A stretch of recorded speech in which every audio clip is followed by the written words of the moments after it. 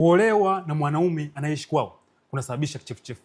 Yaani mwanamke kama unataka kichefuchefu, olewa na mwanaume ambaye anaishi kwao, yani kwa wazazi wake. Yaani kuolewa na mwanaume ambaye anakaa kwa wazazi wake, kichefuchefu kitakuwa dada. Kile cha 5G. Kwa nini? Unajua mwanamke, kila mwanamke anapoolewa anakuwa na namna ambayo anataka yeye aendeshe familia yake. Sasa unapomchukua mkeo ukampeleka kwa wazazi wako, anakosa uhuru. Anaenda kuishi kwa matakwa ya wazazi wako. Anakuwa anakosa uhuru wa kufanya maamuzi. Kweli. Lakini pia mara nyingi sana mke wako akikaa sana na mke wake, wakikaa sana muda mrefu utakuwa kuna migogoro, watagombana kuliko akiwa anakaa mbalimbali.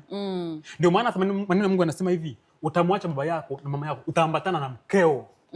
Ndio maana kwenye baadhi ya kwenye mambo ambayo mwanamume anatakiwa, kwenye mambo 10 ambayo mwanamume anatakiwa unayo kabla hujaoa. Jambo la kwanza unatakiwa uwe na kazi, jambo la pili uwe na kwako. Usimchukue mkeo ukampeleka kwa wazazi wako. Lakini pia kumbuka, mwanaume kwenye familia yeye ndio kichwa cha familia, ndio mtawala. Sasa endapo wewe bado unaishi kwa wazazi wako, maana bado unaona unatawaliwa. Sawa? Kwa hiyo kuna baadhi ya maamuzi mkeo atashindwa kuyafanya. Sasa ile kukosa uhuru, kukosa faraga, umpelekea mwanamke apate msongo wa mawazo. Msongo wa mawazo huo ndio unampelekea apate kichefuchefu ambacho tunakizungumzia hapa.